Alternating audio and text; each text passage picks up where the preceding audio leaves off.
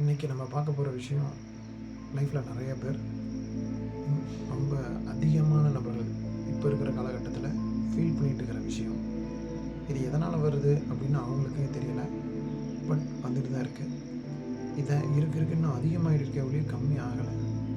இதை எப்படி over come பண்ணி வர்றது அப்படின்னு நிறைய பேர் ஃபீல் பண்ணிகிட்ருக்காங்க. அதை எப்படி கொண்டுட்டு வர்றதுன்னு நிறைய பேருக்கு தெரியல. அது வேறு எதுவும் இல்லை, மன அழுத்தம் அப்படின்ற ஒரு விஷயந்தான். ஒவ்வொருத்தருக்கும் ஒவ்வொரு விஷயத்தில் இந்த மன அழுத்தம் வந்துட்டுருக்கு. ஒர்க் பண்ணுறவங்களுக்கு ஒரு டிஃப்ரெண்ட்டான மன அழுத்தம், இதே வீட்டில் இருக்கிறவங்களுக்கு வேறு ஒரு விதமான மன அழுத்தம். இந்த மாதிரி ஒவ்வொரு இடத்துலையும் ஒவ்வொருத்தரும் ஒவ்வொரு விஷயத்தில் இந்த மாதிரி நிறைய விஷயங்களை இப்போ இருக்கிற காலகட்டத்தில் அதிகமான நபர்கள் ஃபேஸ் பண்ணிகிட்ருக்காங்க.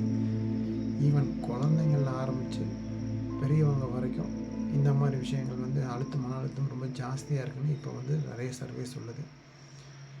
முன்னாடி இருந்த பழைய காலகட்டத்தில் இதெல்லாம் இல்லை. ஆனால் ஏன் இப்போ இருக்கிற மக்களுக்கு இந்த அளவுக்கு ப்ரெஷர் அதிகமாக இருக்குது அப்படின்னு சொன்னால், ஒரு மெயின் ரீசனாக அவங்களுடைய நிறைய விஷயங்களை சொல்லலாம். அதில் ஃபிசிக்கல் எக்ஸசைஸ் மிக முக்கியமாக ஒன்று. அது இல்லை அப்படின்றது ஒரு மிகப்பெரிய விஷயம்.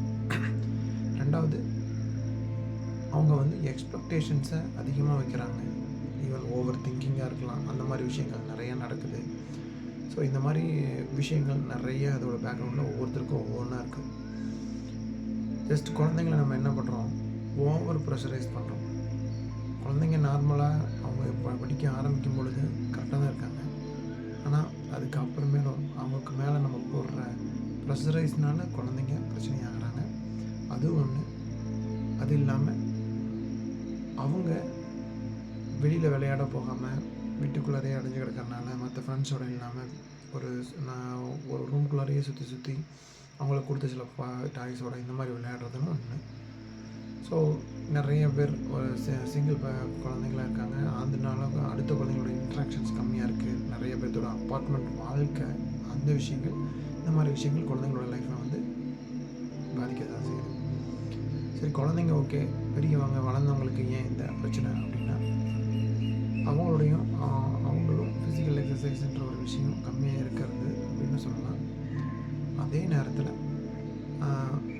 தேவையில்லாத அதிகமான எதிர்பார்ப்புகள் தான் இன்றைக்கி இருக்கிற மன அழுத்தத்துக்கு மிக முக்கியமான காரணம் அப்படின்னு நான் சொல்கிறேன். ஸோ அந்த மன அழுத்தம் அப்படின்ற ஒரு விஷயம் சப்போஸ் சடனாக உங்களை தாக்குது அப்படின்னா, நீங்கள் ரொம்ப டீப் ப்ரெஷர் போயிட்டீங்க, உங்களால் என்ன பண்ணுறதுனே தெரியாமல் போயிடுச்சு அப்படின்னா, சில டிப்ஸ் கொடுக்குறேன். அந்த விஷயங்களை நீங்கள் பண்ணும் பொழுது அதிலிருந்து உடனடியாக ரிலீஃப் ஆகலாம். உங்கள் மைண்டு ரொம்ப டிப்ரெஸ் ஆகிடுச்சு, அதை விட்டு வெளியில் வரணும் அப்படின்னு நீங்கள் நினைக்கும் பொழுது சில விஷயங்களை நீங்கள் பண்ணணும். என்ன பண்ணணும் அப்படின்னா, நீங்கள் ஒரு இடத்துல கொஞ்சம் உட்காந்து நல்லா ஆழ்ந்த மூச்சை விடணும். நல்லா மூச்சு இழுத்து மூச்சு விடணும்.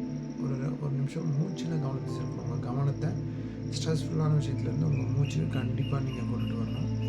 அப்படி கொண்டுட்டு வரும்பொழுது கொஞ்சம் கொஞ்சமாக உங்களுடைய விஷயங்கள் நார்மல் ஸ்டேஜுக்கு நீங்கள் வருவீங்க.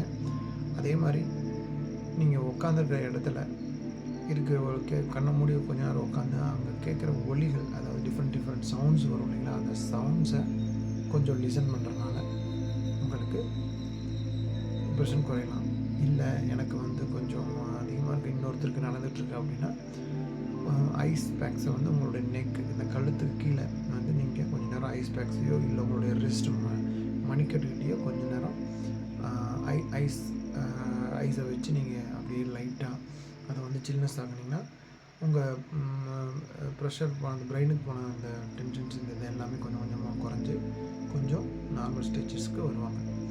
ஸோ இந்த மாதிரி விஷயங்கள் ரொம்ப தீவிரமாக இருக்குன்னா இதை கொஞ்சம் குறைச்சிட்டு அந்த என்விரான்மெண்ட்டை மாற்றிருங்க. ரியலாக அந்த தாட்ஸை வேறு பக்கம் திசை திருப்புறது தான் இதுக்கு உண்டான மெயின் விஷயமே ஒழிய வேறு எதுவும் கிடையாது.